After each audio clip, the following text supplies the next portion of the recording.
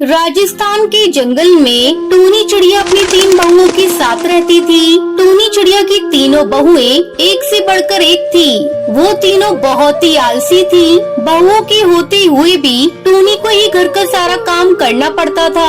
क्या करूं, 3 बहुओं के होते हुए भी मुझे ही घर का सारा काम करना पड़ता है। कुछ दिनों बाद करवा चौथ का त्योहार आने वाला था। एक दिन टूनी चिड़िया अपनी तीनों बहुओं को अपने पास बुलाती है। आओ आओ मेरी बहुओं, मुझे तुम तीनों को कुछ देना है। ये सुनकर तीनों बहुएं खुश हो जाती हैं। ये माँ जी हम लोगों को क्या देने वाली है? लगता है कुछ खाने की चीजें देंगी। अरे नहीं रे, माँ जी हम लोगों को क्या देंगी? वो तो खुद ही चटोरी है, उनसे कुछ बचेगा तब ना। अरे चुप रहो तुम दोनों, मैं इस घर की बड़ी हूँ। शायद माँ जी घर की चाबी मुझे सौंप कर तीर्थ यात्रा पर जाना चाहती है। तुम तीनों आपस में क्या बातें कर रही हो? ये देखो मैं तुम्हारे लिए बाजार से क्या खरीद कर लाई हूँ। माँ जी क्या है इन डब्बों में? टुनटुनी बहू तुम्हें पता है ना, करवा चौथ आने वाला है। मैं तुम तीनों बहुओं के लिए गहने लेकर आई हूँ। टूनी चिड़िया तीनों बहुओं को एक एक गहने का डब्बा देती है। माँ जी ये तो बहुत सुंदर है। तभी टुनटुनी चिड़िया की नजर एक दूसरे जेवर के डब्बे पर पड़ जाती है। माँ जी उस डब्बे में क्या है? अच्छा उस डब्बे में, उसमें पुश्तैनी हार है। मेरी सास ने मुझे दिया था करवा चौथ के दिन। मैं इसे ही पहनकर पूजा करती थी। फिर तीनों बहुएं वहाँ से चली जाती हैं। रात को टुनटुनी चिड़िया को पुश्तैनी हार के बारे में सोच कर नींद नहीं आ रही थी।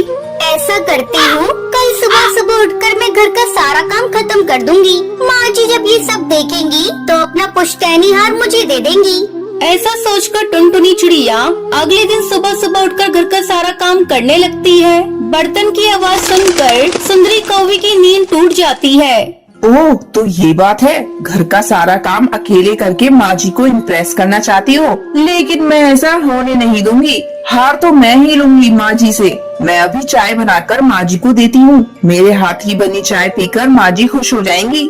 तभी वहाँ बबली कबूतरी आती है और टुनटुनी चिड़िया से कहती है, अरे टुनटुनी भाभी आप यहाँ क्या कर रही हैं? आप जाकर सो जाओ, मैं अकेले ही घर का सारा काम कर लूंगी।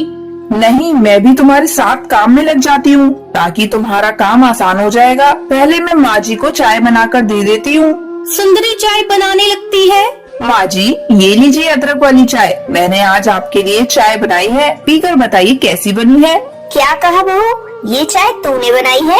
मुझे तो विश्वास ही नहीं हो रहा है।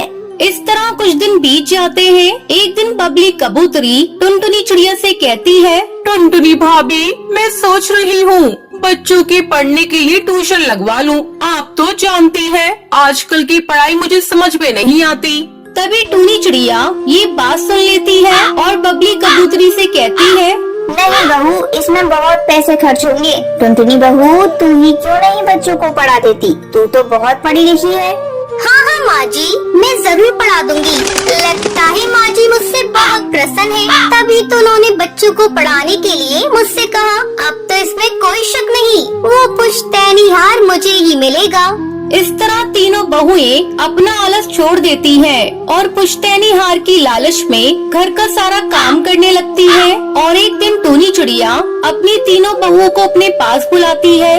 ये लो बहू, तुम तीनों की मेहनत का इनाम है मेरे पास। 2 और पुश्तैनी हार हैं। तुम तीनों को मैं एक एक हार दे रही हूँ। इस पुश्तैनी हार को तुम लोग संभाल कर रखना। हाँ हाँ माँ जी, हम लोग इस पुश्तैनी हार को संभाल कर रखेंगी।